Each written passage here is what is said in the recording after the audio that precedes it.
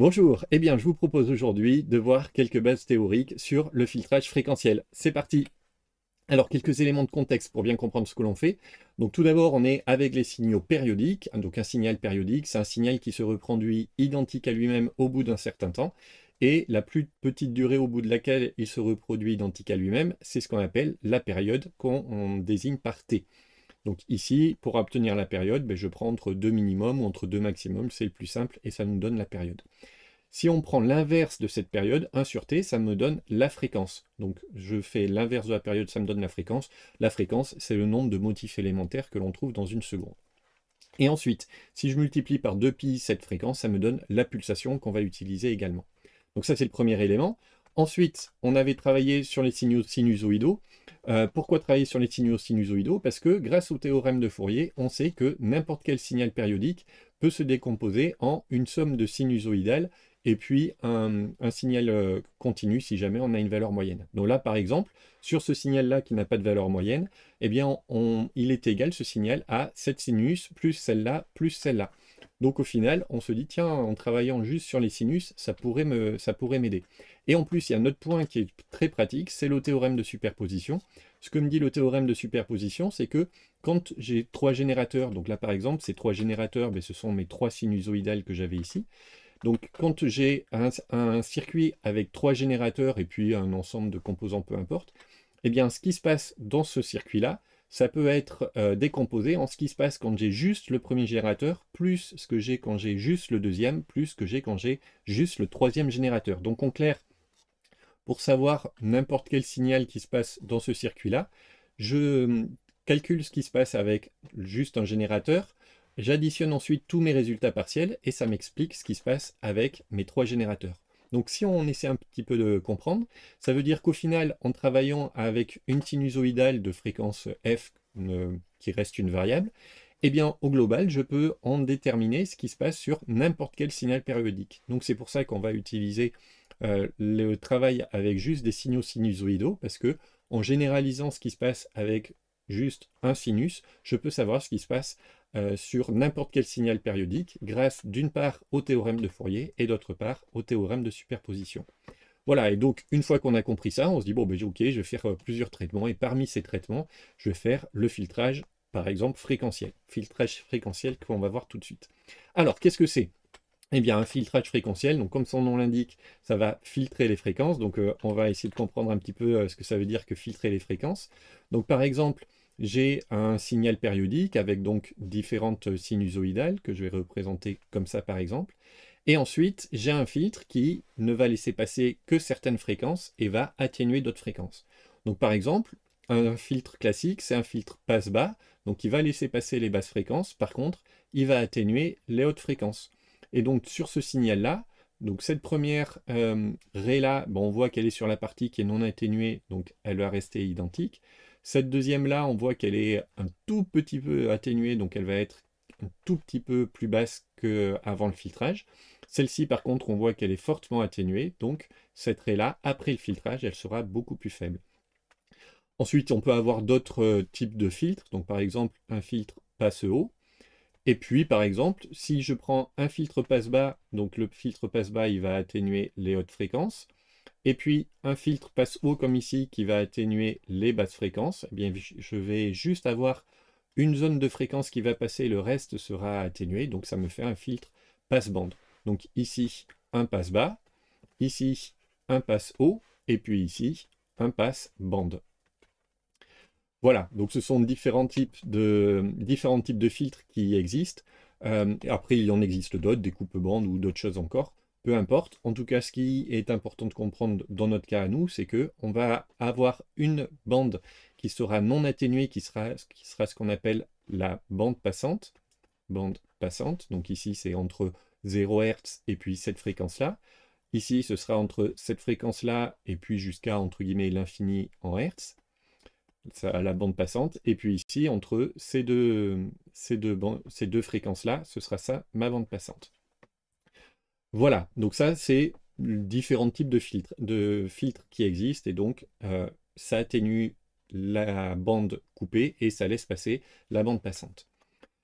Ensuite, on va étudier un filtre. Donc là, par exemple, on a ce filtre-là et on va souhaiter l'analyser. Donc première chose, on va travailler sur la fonction de transfert. Donc la fonction de transfert, que généralement on désigne par T, c'est égal à US, la tension de sortie, sur UE, la tension d'entrée.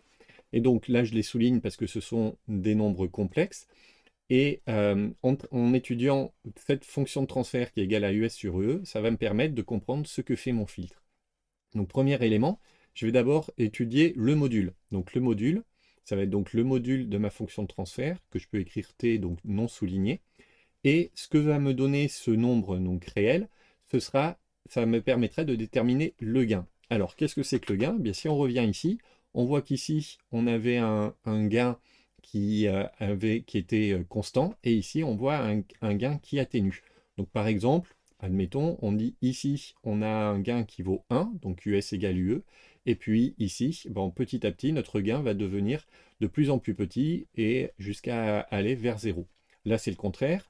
Ici, à 0 Hz, on aura un gain qui vaut 0, et puis on va augmenter jusqu'à, par exemple, ce gain-là, qui vaudra, par exemple, également 1, donc US égale UE, et ainsi de suite. Et donc, pour comprendre, pour déterminer ce que vaut ce gain-là, il suffit d'étudier le module de ma fonction de transfert. Ensuite, deuxième chose, on va étudier également l'argument de ma fonction de transfert. Donc, l'argument de mon nombre complexe T, ça va me permettre de savoir quel est le déphasage. Donc si on essaie de comprendre un petit peu ce que ça fait, ici, si je trace US et UE, donc là par exemple, ça c'est mon UE d'entrée, et bien pour les fréquences basses, admettons si j'ai un passe bas, eh bien mon US sera identique. Et pour des fréquences qui seront élevées, par contre, mon US sera tout petit. Donc le gain, ça permet de savoir quelle est l'amplitude du signal après filtrage. Donc pour les basses fréquences, donc si j'ai ici un passe-bas, pour les basses fréquences, l'amplitude restera la même. Par contre, pour les hautes fréquences, l'amplitude sera beaucoup plus faible. Pour le déphasage, là vous vous souvenez, ce n'est plus le décalage en amplitude, mais le décalage en temps. Donc ça veut dire que si par exemple j'ai mon UE qui est comme ça, et qu'on représente le US avec la même amplitude par un changement d'échelle ou peu importe, eh bien si j'ai un déphasage, par exemple, j'aurai mon signal qui sera décalé dans le temps, etc. etc. Et ce décalage-là, on va l'exprimer en degrés ou en radians. Donc par exemple, pour connaître un déphasage, donc ici je mesure le delta T, le décalage en temps, et mon déphasage que je vais appeler généralement phi, ce sera égal à 2pi fois le décalage en temps divisé par la période. Pour vous souvenir de ça, c'est très simple. Vous vous dites, pour une période, j'ai un déphasage qui vaut 2pi. Ici, j'ai pas une période, j'ai delta t. Et donc, qu'est-ce que ça fait? Je fais un produit en croix. 2pi fois delta t divisé par la période. Voilà, donc ça, c'est les deux éléments qui sont vraiment très importants dans ma fonction de transfert. C'est d'une part le module qui est le module de mon nombre complexe qui me permet de déterminer le gain, c'est-à-dire à quel point mon signal est atténué ou amplifié éventuellement, et l'argument qui est donc l'argument de ma fonction de transfert T et qui me permet de savoir à quel point mon signal est décalé dans le temps. Ensuite, ce qui est important de savoir, c'est de savoir ici cette fréquence pour laquelle j'ai justement un changement. Cette fréquence pour laquelle j'ai un changement, c'est ce qu'on appelle la fréquence de coupure. Et donc la fréquence de coupure, donc on va appeler FC, c'est la fréquence pour laquelle on a pour ma fréquence de coupure le module qui est égal à module max divisé par racine de 2. Voilà. Pour la fréquence pour laquelle j'ai mon module qui est égal au module max divisé par racine de 2, c'est ma fréquence de coupure. Donc généralement, on calculera pour oméga c, et de oméga c, on déduira ce que vaut fc qui est égal à oméga c sur 2pi. En tout cas, le principe, c'est dire, voilà, à l'endroit où j'ai la cassure, on va dire, dans mon gabarit, le gabarit, c'est donc la forme du gain, comme ça, tracée juste avec des droites, bien l'endroit où j'ai ma cassure, c'est ma fréquence de coupure. Pour calculer donc ma fréquence de coupure, je calcule la fréquence pour laquelle j'ai mon gain qui est égal à Tmax sur racine de 2. Ensuite, autre point qui est important, c'est que le gain, souvent, on va non pas le représenter avec des valeurs naturelles, c'est-à-dire 1 et ainsi de suite, on va le représenter en décibels. Alors, comment on fait pour obtenir des décibels? Ben, tout simplement, on fait 20 fois log de mon module. Et donc, le résultat de cette opération, ça me donne le gain en décibels. Voilà, tout simplement. Pourquoi on utilise des décibels? D'une part, parce que les variations étant assez importantes, plutôt que manipuler des chiffres qui sont petits ou grands suivant la fréquence, et en décibels, ça fait des chiffres qui sont plus faibles. Premier point. Et puis, deuxième point, c'est que justement ici, on voit que j'ai tracé des droites. Et bien, dans un certain type de graphique, on pourra justement avoir des droites si notre gain est exprimé en décibels. Donc, c'est ce que l'on va voir de suite, et c'est ce que l'on voit dans le diagramme de Bode. Donc le diagramme de Bode, c'est un ensemble de deux courbes. Une première courbe qui indique le gain en décibels et une deuxième courbe qui indique le déphasage en degrés ou en radians, peu importe, et le tout à chaque fois en fonction de la fréquence. Donc sur l'axe des abscisses, j'ai la fréquence. Sur l'axe des ordonnées, ici, j'ai le gain en décibels et ici, j'ai le déphasage en degrés ou en radians. Donc si on reprend par exemple, admettons, j'ai un filtre passe-bas, avec une fréquence de coupure qui est de 1000 Hz. Donc il faut qu'on voit comment se repérer en fréquence, que vous voyez que ici c'est un petit peu spécial la représentation. C'est ce qu'on appelle une échelle semi-logarithmique. Pourquoi semi-logarithmique? Parce que d'une part, elle est ici sur l'axe des ordonnées, elle est linéaire. Donc là, on a 1, 2, 3, etc. Et puis par exemple ici 10, 11, et ça continue de façon linéaire. Et ensuite, par contre, sur l'axe des abscisses, là, on n'est plus linéaire. Donc, si ici, on a 10, eh bien, le grand trait suivant, on aura fait x 10. Donc là, on aura 100. Le grand trait suivant, x 10 à nouveau, on aura 1000. Le grand trait suivant, on aura 10 000, etc. Donc, à chaque fois qu'on multiplie de 10, on passe d'un grand trait au suivant. Quand on fait un x 10, ça, c'est ce que l'on appelle une décade. Décade, c'est qu'on fait x 10 sur la fréquence. Et donc ici, on va utiliser une échelle semi-logarithmique, donc qui sera logarithmique sur l'axe des abscisses, on fait x 10 chaque fois qu'on va sur un grand trait suivant, et qui sera linéaire sur l'axe des ordonnées. Et donc là, l'intérêt, c'est que si je trace mes asymptotes de mon gain dans mon diagramme de Bode, eh bien j'aurai un diagramme des asymptotes qui seront à chaque fois des droites. Donc là, par exemple, si j'ai une fréquence de coupure qui est à 1000 Hz, mais j'aurai une droite jusqu'ici, et puis après, j'aurai une droite jusqu'ici. Et la fréquence de coupure, ce sera la fréquence pour laquelle on a le gain max moins 3 décibels. Donc ici, c'est moins 3 dB. Pourquoi moins 3 dB?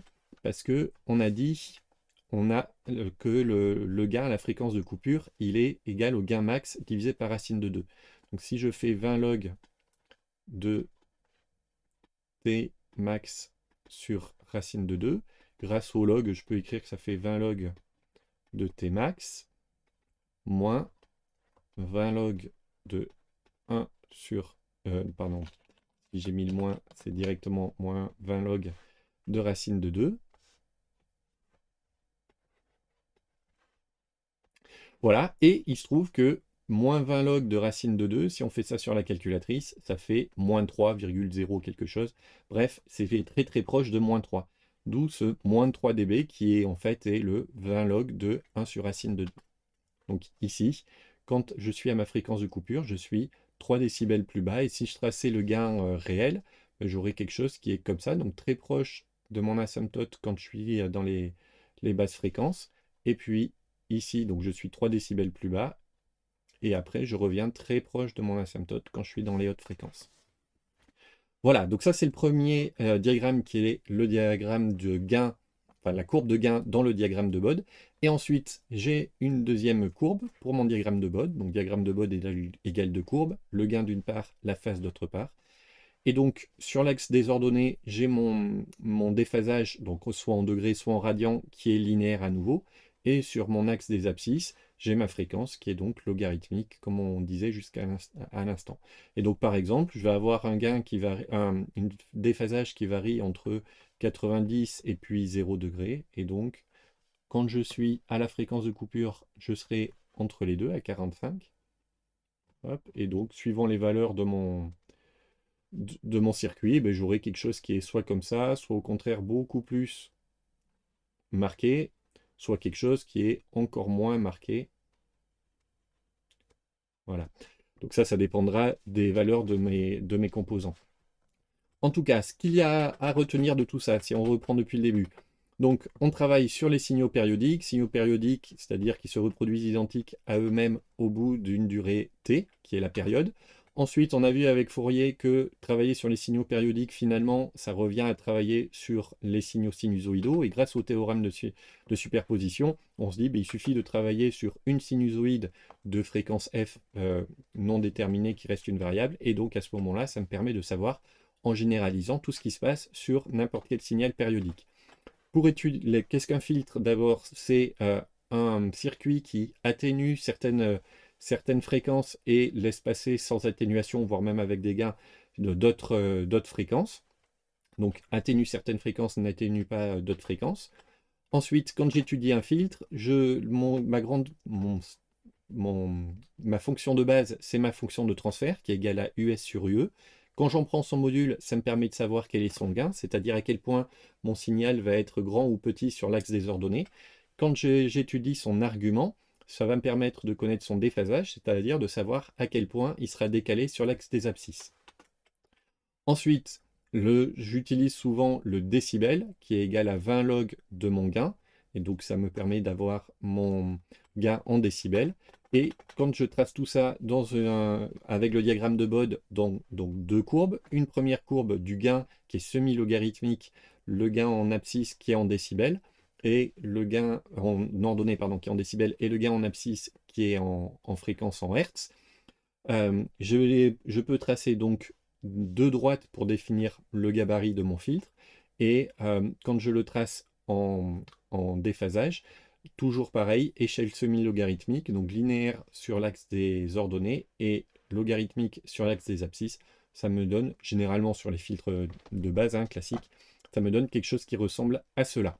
Dernière chose à préciser, ici, quand on parle de gain en décibels, comme le gain en décibels, c'est lié à un logarithme, puisqu'ici, on est bien avec 20 fois log de t pour avoir en décibels.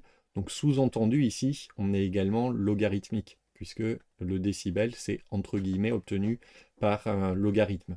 Donc, c'est pour ça que finalement, cette échelle-là, si on se plaçait en valeur naturelle, elle serait logarithmique en abscisse et en ordonnée aussi. Voilà. En tout cas, comme on exprime ici le gain en décibels, on est bien sur une échelle semi-logarithmique, donc linéaire en ordonnée et logarithmique en abscisse. Voilà, j'espère que les choses sont claires pour vous et maintenant on va passer à un exercice pour mettre ça en application.